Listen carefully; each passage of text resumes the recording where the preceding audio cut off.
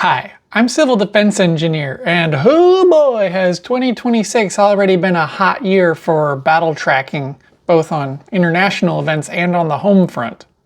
Last year I did a video on open source intelligence that are available online for the average citizen. Open source intelligence, or OSINT, is just that. It's intelligence that it's available for the average citizen online. Sometimes it's free, sometimes it's paid access, but you don't need to be part of a three-letter agency to get access to it. It's just stuff that's out there. I'll be focusing on the free tools for this video. Well, in this video I'd like to expand on the topic from last year and include a lot of new tools that I've added to my toolbox over the years, and go into exactly how you can run an open source investigation. And we'll also get into a little bit of the philosophy of what we're even doing here. So I hope it's useful for you. So these tools can be sorted into one of four categories. Sometimes there's some overlap, but those categories are search, geographic or mapping, data, raw data that's available out there, and social media, or HUMINT, that is available on social media. And you'd be surprised just how much of OSINT information comes from social media. Even if you get it from those live conflict trackers, they always link a source, which is usually X or Telegram, probably because those platforms are very readily crawlable using those spider crawler algorithms that they have and all that. But I would not be surprised if 90% of OSINT intelligence is coming from social media. And there's some pitfalls that go along with that that you need to think about. Namely, human intelligence needs to be analyzed really closely, and you have to know a bit about psychology and ask those who, what, where, when, why questions to try and get to the bottom of what they're trying to sell you. Are you playing right into a psyop, or is there some real actionable, valuable intelligence in what they're trying to convey to you? So first, let's just go over a summary of some of my favorite tools from that first episode. And if you want to go more in depth into any of them, I'll link that video on the card or in the description, and you can check it out. By far the most useful, or the one that I use the most of that list, is ADSB Exchange. This is a website that collects all of the data from the ADSB trackers or transponders that all aircraft carry and updates it in real time online. And that's like every second or half second. You'll see the current heading, position, GPS position, and velocity of an aircraft and its altitude. It has way more raw information than sites like Flight Radar or Flight Aware. But those two websites probably are more useful for if you're tracking, if your flight is delayed, you can enter a flight number. But ADSB Exchange has more information about like the hex ID, the registration, all of that kind of stuff, whether it's military or not, what country it's registered in. And so it might have more OSINT utility. ADSB transponders transmit unencrypted on 1090 MHz and 978 MHz. So if you have a software-defined radio or an ADSB receiver, you can track these off-grid. So you don't even need to go to the ADSB Exchange website with your internet connection to see what aircraft are in your area. So this might be useful for someone who is more of the operator type of prepared citizen, you know. But as for me, the most useful thing is to just like pin the web page onto my home screen on my smartphone. And that way, if I see any unidentified aircraft, I can quickly pull that up and have an instant answer. Oh, that's such and such. That's the most useful thing for me. You can filter for military or civilian aircraft. And military aircraft usually have their transponders on. You'd be surprised. They only turn them off if they're running a covert mission or some training missions. You know, anytime they need to mask their position, obviously they will do that. I also don't typically see transponder info for any stealth aircraft or any strategic level. Well, B-52s always have them on for some reason. I think sometimes they will have their transponders on, but they'll be masking their hex ID, because sometimes there will be like this generic airplane shape on the screen and it's going really fast and you're like, Next is MarineTraffic, and this website is similar to ADSB Exchange in that it is tracking the automatic identification system of ships, global shipping. Large ocean-going vessels are generally required to keep their AIS tracking on, although some may evade this or spoof it depending on if they're doing any illicit activities. But for the large part, you will be able to track all mainstream ocean-going vessels, even smaller fishing vessels and all that. A lot of people probably don't realize just how important marine traffic or global shipping is to their daily lives. I think something like 80% of all global trade goes through shipping like this. And, that leads me to believe that, if World War III were ever to kick off kinetically between near peers, it's very likely that it would start on the high seas, aka someone touched our boats. Don't touch the boat.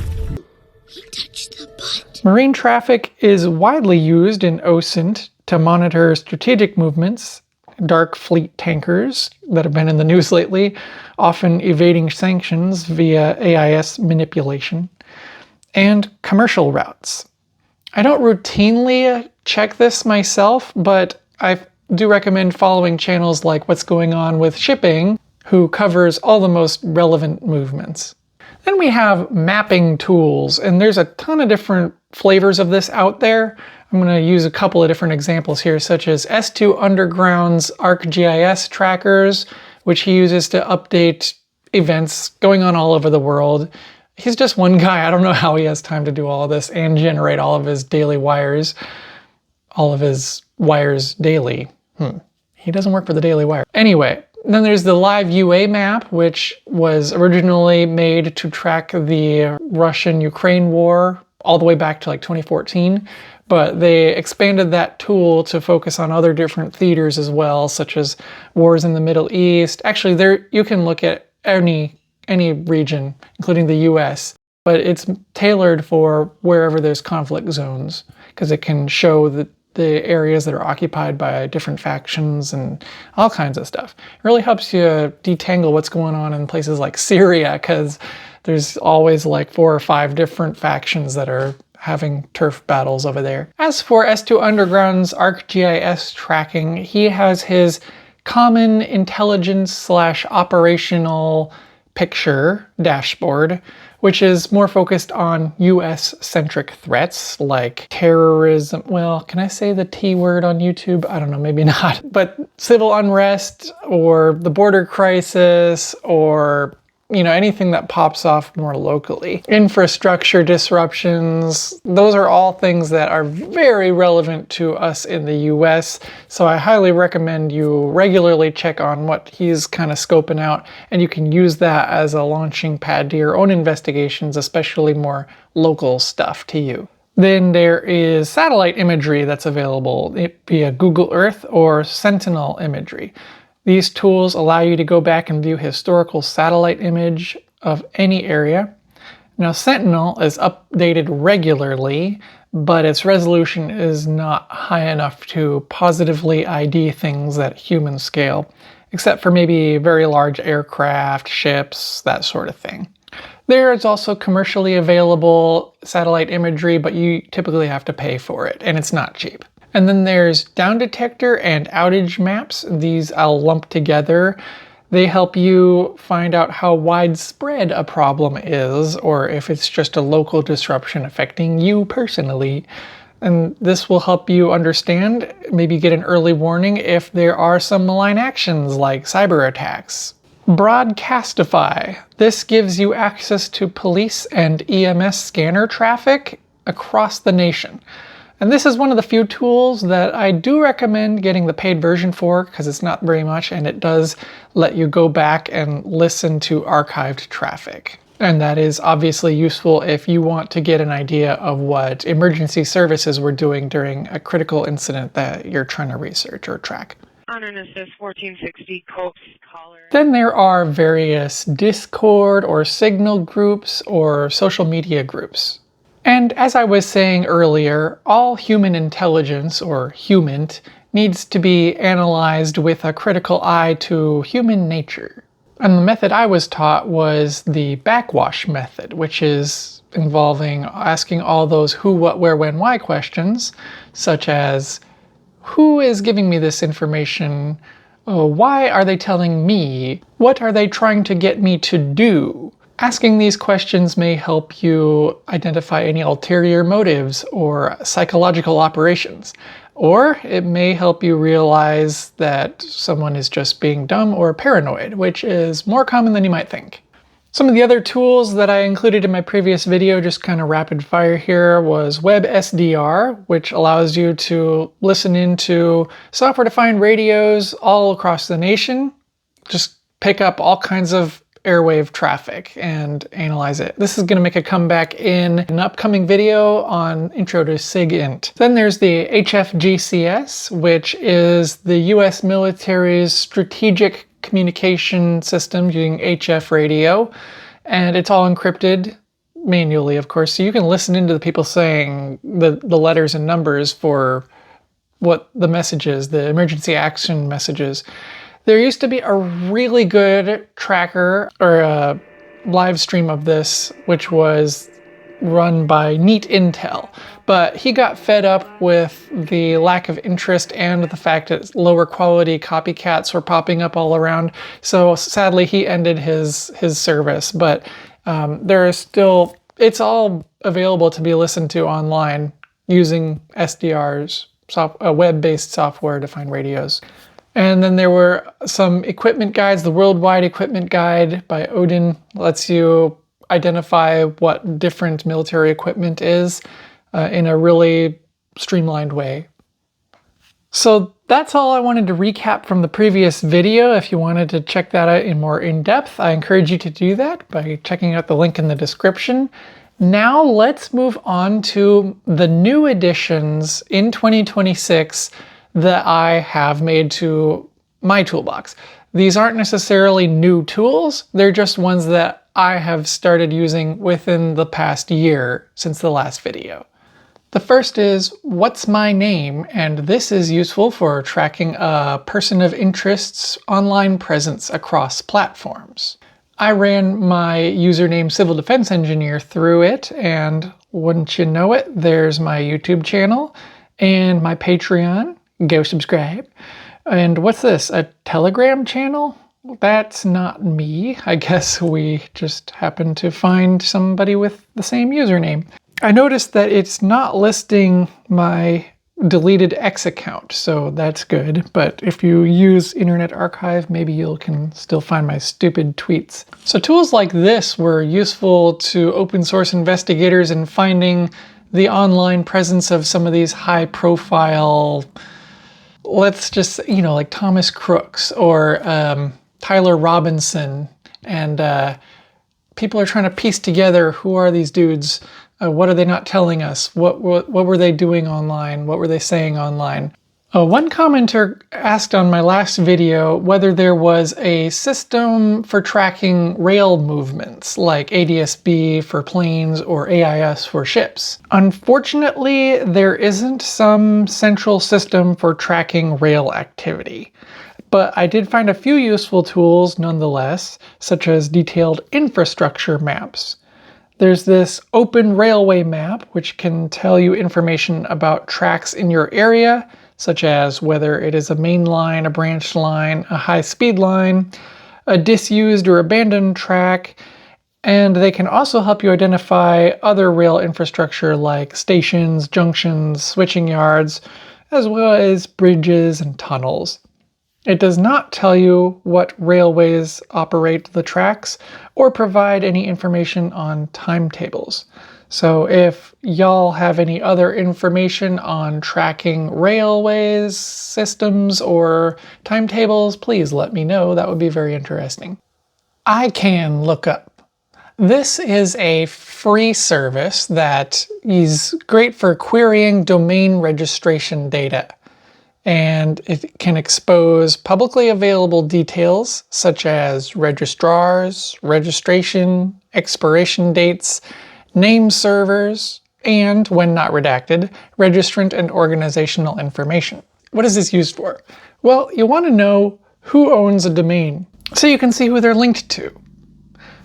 Now, it's harder to do that just typing in the website, because a lot of times things are filtered through privacy proxies and all of that, so it can make your OSINT investigation a little more complicated using this tool.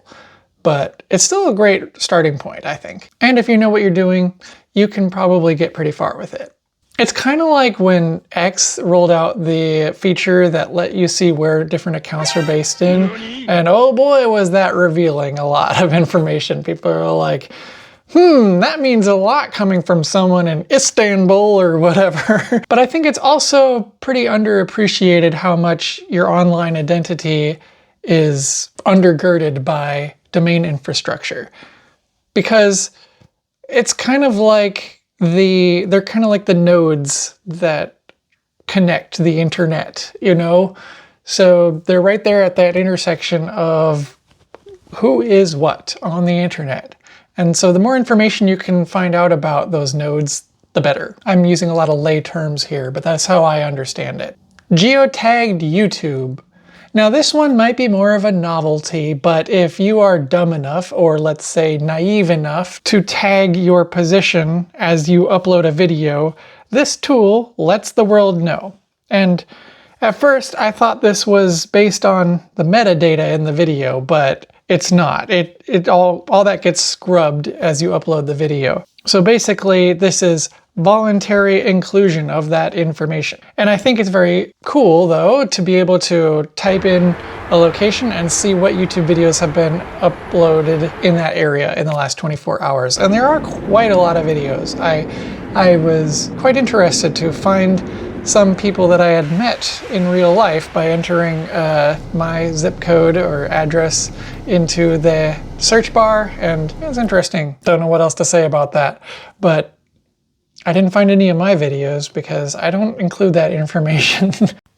Another interesting thing about this tool is that, you know how sometimes when you're searching for just raw footage of an event, for example, Ukraine drone destroy Russian bombers. This was a recent thing that I dealt with. And look at the results.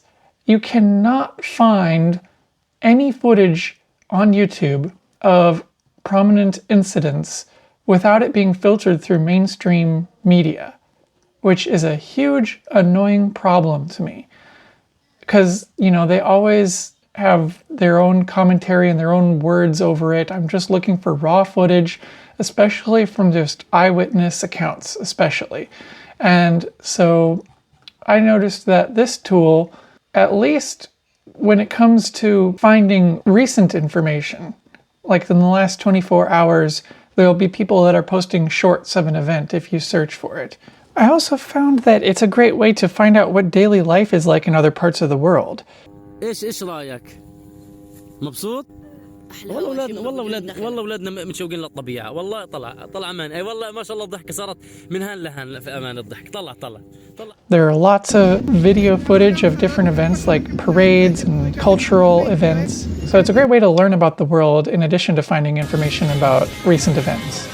Now I wanted to include another online mapping and geographic data tool that I found that might be kind of useful under certain circumstances, and that's the EPA's RadNet map.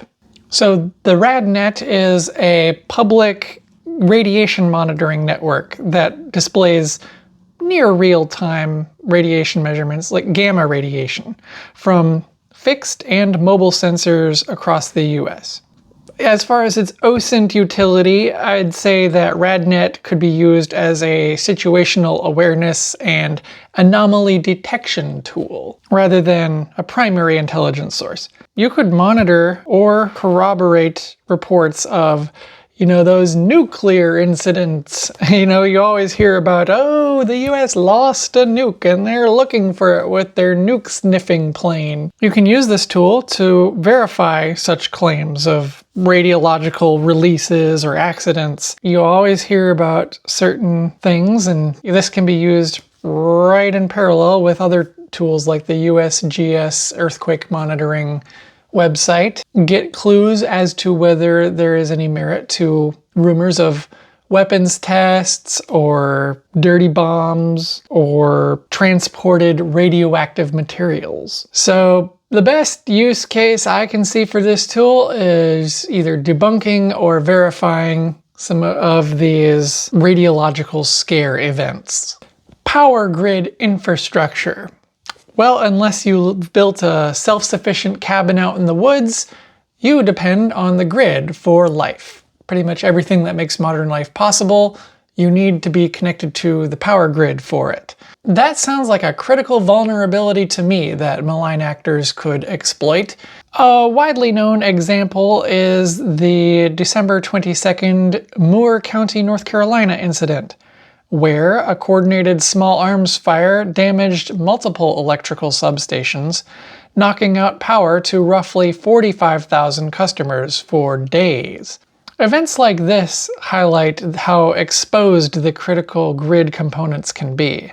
There are maps online, including this US grid infrastructure map that I found that shows the location of all the transformers, substations, distribution lines, high voltage transmission lines, all those kinds of things. And you can map all that out, figure out where the critical vulnerabilities are. And why am I putting this on the internet? Well, I'm assuming mostly prepared, like-minded citizens are watching this channel. You assume too much. And you might want to know what some of the weak points are in your area so that you can make your own decisions about how to prepare for eventualities. By the way, check out Grady's video from Practical Engineering on this subject. He does a great job of showing how our grid works and discussing some of the vulnerabilities. And it'll really open your eyes to how vulnerable we really are. SIGID Wiki. This compendium of signals knowledge is a fantastic companion to the WebSDR that I covered in the last video. It helps you identify all kinds of signals and frequencies and modulation types, from radar to 5G to military data links and satellite data links. You name it, they've got it covered. And you can see what the signal looks like on the waterfall graph and even play a sample of its audio.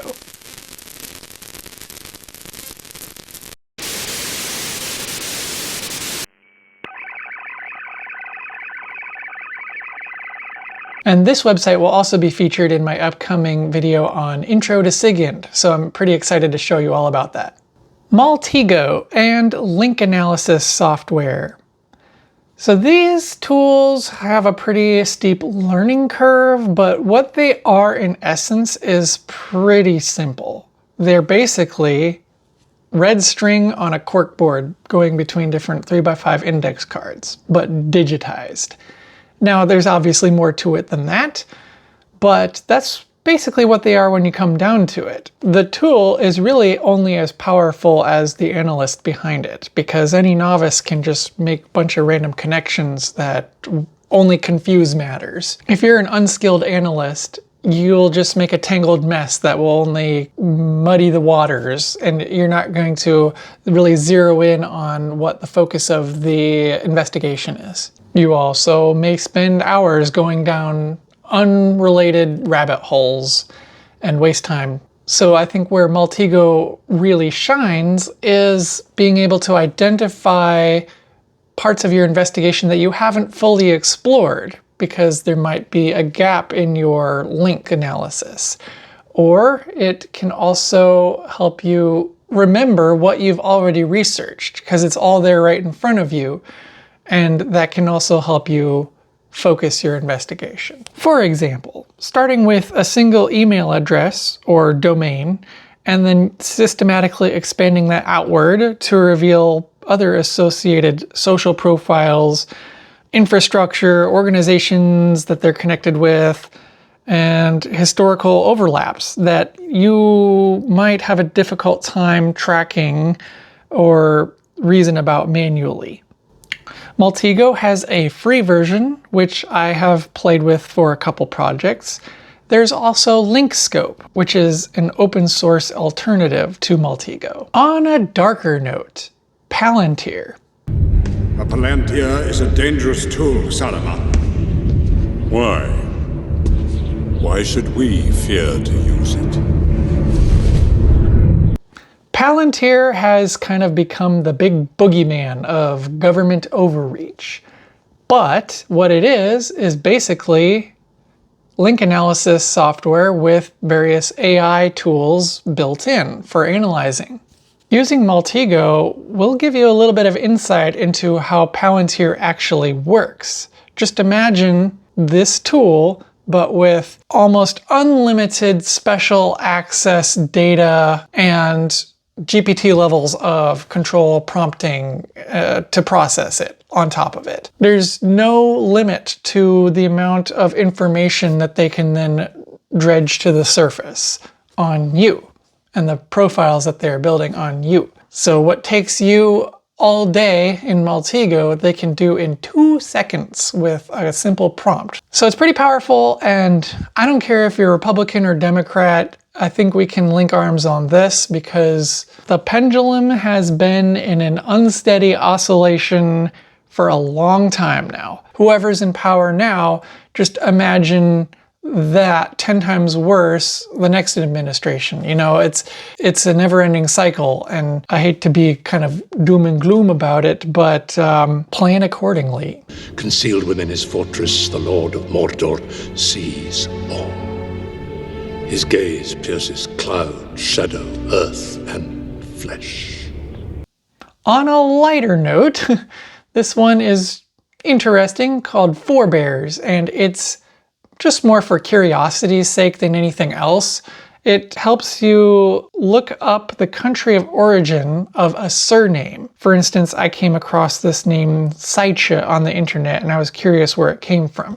Likely Germany or Romania, yet this person was living in El Salvador. Like I said, it's just for interest's sake. It's got limited utility in terms of OSINT investigations, but it gives you an idea of kind of how people have been moving around and migrating over the centuries and where these things come from. It shouldn't be this way, but sometimes people are offended when you ask what kind of name, where that comes from.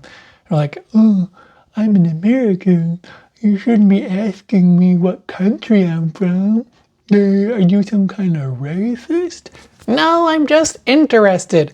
Well, to avoid that awkward conversation, you can just run it in here and see. Yeah, like, well, where are your people from? Well, my great-grandma was from Seoul. Korean. I knew it. I was like, she's either Japanese or Korean. Very educational. I spent way too much time talking about this, and back onto a darker, heavier note. Bear with me here, guys. I'm going to talk about these ice trackers that are popping up. Ice Block, Kokui, not sure how that's pronounced, Ice T Watch, Ice in My Area, Redad Alertas, or People Over Papers, and Resist Map. These are all examples of tracking government action, and there's a gazillion of them because the government and or app stores are kind of playing whack-a-mole, because these are maybe a little bit borderline illegal, especially if they are obstructing justice, that kind of thing. Depends on how they're used, I suppose. And the reason I'm bringing them up at all is that although I disagree with the notion that ICE is the modern equivalent of the Nazi Gestapo or Schutzstaffel, I absolutely agree with the methods of resisting what they see as tyranny. I probably offended 90% of my subscribers with those two back-to-back statements. But tell me all about it in the comments. I see you, you resistors of tyranny, and although I disagree with you on where the likely source of tyranny is coming from, I can absolutely wholeheartedly link arms with you on resisting tyranny more generally. So with that out of the way, I just wanted to hang a lantern on these ICE trackers because I think that if things if the shoe were on the other foot, we would probably be doing the exact same thing. So it would behoove us, more conservative-minded people, to pay attention to what they're doing, what kind of tactics they're using, and understand how effective or ineffective they are, and learn from it. That's all I want to say. Let me know how stupid you think I am in the comments. I welcome it. All right, here's another one that I think, actually I love this one. This is dflock.me, and it shows a map of all the locations of flock safety cameras in your area. You can plan your way around your city to avoid these flock safety cameras, which, if you don't know what they are, I invite you to watch Jordan, what's his name? Ben Jordan? You know, the audio guy with the line through his eyebrow. That guy has a great video, a series of videos on these flock safety cameras, how they are AI-powered license plate readers, basically.